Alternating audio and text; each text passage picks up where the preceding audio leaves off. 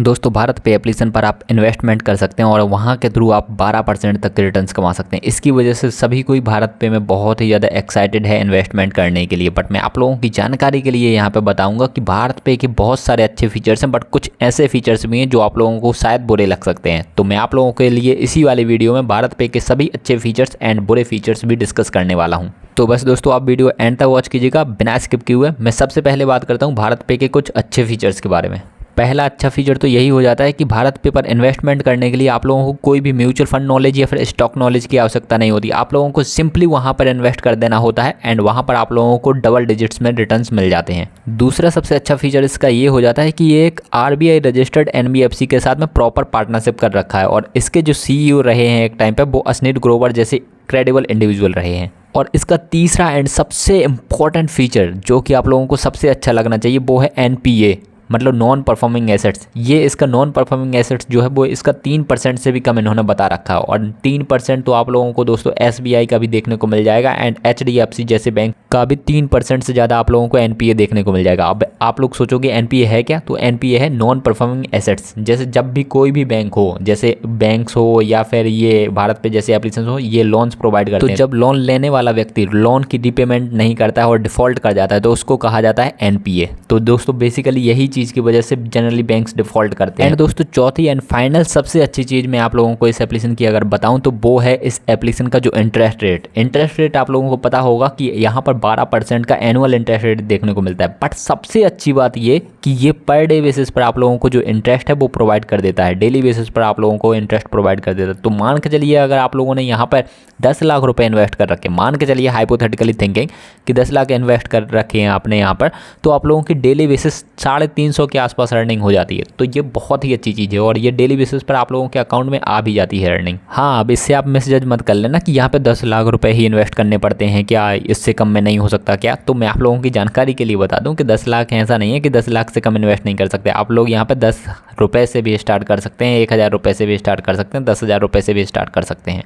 But अब दोस्तों मैं इस एप्लीकेशन की कुछ बेकार बातों के बारे में भी बात कर लेता हूं, क्योंकि उनके बारे में भी बात करना बहुत इंपॉर्टेंट हो जाता है। बहुत सारे लोग डिस्कस नहीं करते, बट आप लोग हमारे यूजर तो हमारी जिम्मेदारी बन जाती है कि आप लोगों को बेकार बातों से भी परिचित कराया जाए। उसके बाद आप लोगों को क्या डिसाइड करना है वो आप लोगों की मर्जी है, बट हमारी जो रिस्पॉन्सिबिलिटी बनती है वो हम जरूर पूरी करेंगे। इसकी पहली बेकार बात तो ये है कि यहाँ पर एक कैपिंग है, उससे ज़्यादा आप लोग इन्वेस्ट नहीं कर सकते। जैसे यहाँ पर 10 लाख रुपए की कैपिंग है, आप 10 लाख रुपए से ज़्यादा यहाँ पे इन्वेस्ट नहीं कर सकते। एंड जो रिटर्न्स बनते हैं ना, उन पर भी ऐसा नहीं है कि ये ऑटोमेटिकली इन्वेस्ट हो जाएगा, वो आप लोगों के अकाउंट में आ जाएगा और उसके बाद वो इन्वेस्ट नहीं हो पाएगा। तो बेसिकली दोस्तों आप एक इंडिविजुअल यहाँ पे 10 लाख रुपए ही इन्वेस्ट कर सकता है और उसी पर वो 12% तक के रिटर्न्स ले सकता है। अब दोस्तों दूसरी और सबसे बड़ी बेकार बात मैं इस एप्लीकेशन की ये कहूँगा, हालांकि ये NBFC के कंपेरिजन में बेकार बात नहीं है, बट अगर बैंक से तुलना करेंगे तो उसके कंपेरिजन में थोड़ी बेकार बात जरूर है। ठीक है, अब ये है बेकार बात कि जब ये एप्लीकेशन दूसरों को लोन्स देता है तो डिफॉल्ट कर सकता है, डेफिनेट सी बात है डिफॉल्ट कर सकता है। और मान के चलिए हाइपोथेटिकली थिंकिंग कि इस एप्लीकेशन के NPAs बहुत ज़्यादा बढ़ जाते हैं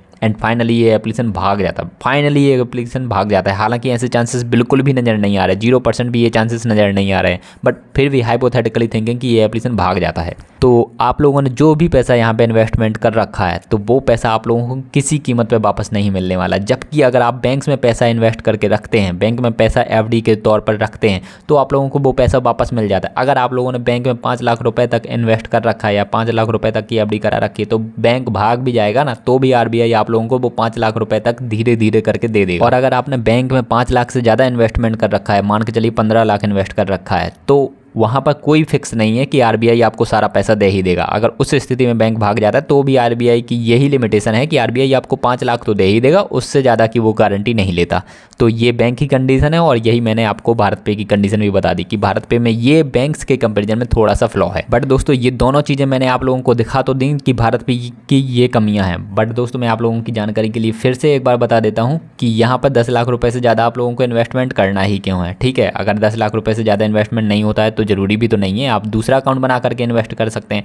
और दूसरी चीज़ ये है कि यहाँ पर हाँ बैंक्स के कंपेरिजन में थोड़ा सा फ्लॉ है ज़रूर, बट मैंने आप लोगों को ये भी तो बताया कि बैंक्स हो या फिर NBFCs हो, ये डिफ़ॉल्ट करते क्यों हैं? ये डिफ़ॉल्ट करते हैं जनरली NPAs की वजह से, और इसका NPA तो बैंक्स के कंपेरिजन में ही काफ़ी ज़्यादा नीचे है। तो बेसिकली मतलब बैंक्स के डिफ़ॉल्ट करने के चांसेस ज़्यादा हैं, इनके डिफ़ॉल्ट करने के चांसेस कम हैं। ये मैं दिखा रहा हूँ जिस प्रकार से डाटा दिखाया गया है। तो आई होप आप लोग सारे पॉइंट्स बहुत अच्छे तरीके से समझ गए होंगे। अपन मिलते हैं अगले इंपॉर्टेंट वीडियो में, आप लोग अपना जरूर ध्यान रखिएगा। Bye bye, take care. And channel पे आप लोगों को एंड स्क्रीन में बहुत इंपॉर्टेंट 3 वीडियोज़ मिल जाएंगे, वो देखना आप बिल्कुल भी मिस मत कीजिएगा।